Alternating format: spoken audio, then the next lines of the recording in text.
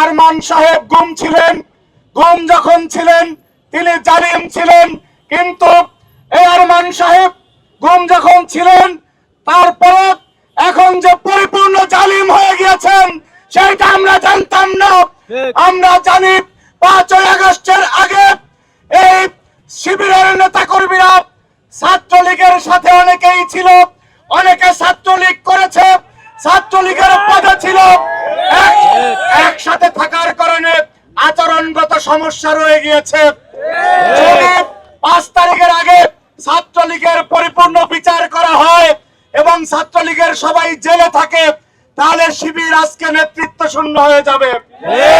শিবিরের অনেক নেতা কর্মী জেলে থাকার কথা, কারণ 5 তারিখের আগে তো আপনি অপরাধী ছিলেন, 5 তারিখের পরে আপনাদের আজকে শিবির রূপে আবির্ভূত হতে দেখেছি। প্রিয় উপস্থিতি, আমরা দেখেছি 5 তারিখের পরে চট্টগ্রাম বিশ্ববিদ্যালয়ে যেখানে নিয়োগের প্রয়োজন ছিল না সেইখানে জামাত লালিত প্রবেশী 1 বছরের মধ্যে 250 নিয়োগ দিয়েছে শুধু জামাত শিবিরের নেতা কর্মীদেরকে। পরে আরো সেটি প্রক্রিয়া ছিল 750 করার, 450 করার। সুতরাং সেই যে মাপ করে নিয়োগ দেওয়া, মপবাজি করে সিদ্ধান্ত পাল্টে দেওয়া, সেই মবক্রেসি ওনারা মিরপুর কলেজে প্রতিস্থাপিত করতে চেয়েছে।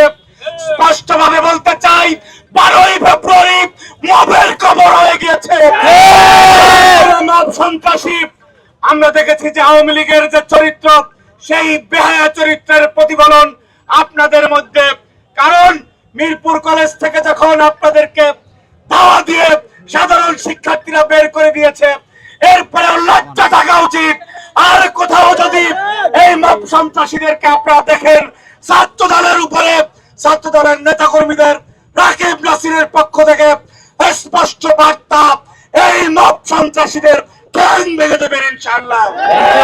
বাংলাদেশে আর কোন মব সন্ত্রাসকে আমরা প্রশ্রয় দেব না ইনশাআল্লাহ। পাশাপাশি আজকের আরমান সাহেব যে কাজ করেছেন, আরমান সাহেব ওনার কর্মকাণ্ডে পরিপূর্ণভাবে জামাতের চরিত্র প্রতিফলিত হয়েছে। এই কাজটি জামাত করে থাকে।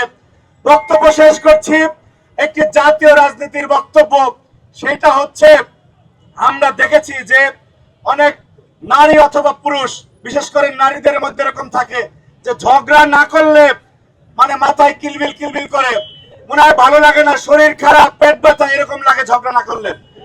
আজকে জামাতের চরিত্রের মধ্যে ঠিক সেই অবস্থা দেখতেছি। বাংলাদেশ ভালোভাবে চলতেছে, সবকিছু নিয়ন্ত্রণে, কোনো সমস্যা নাই, মানুষ খুশি, সাধারণ মানুষ খুশি, রিক্সাওয়ালা খুশি, ঠেলাওয়ালা খুশি, শুধুমাত্র জামাত খুশি না। কিলবিল কিলবিল করে পরিস্থিতি ভালো লাগতেছে না, কারণ সবসময় একটি বাজে পরিস্থিতি, ঘোলা পানিতে মাছ শিকার করার যে পরাজিত শক্তির অপচেষ্টা সেইটা তারা লিপ্ত রয়েছে। এই সকল অপচেষ্টা ছাত্র দল ব্যর্থ করে দিবে। সেই কাফেলায় আপনাদেরকে আমরা রাজপথে থাকার আহ্বান জানিয়ে বক্তব্য শেষ করছি।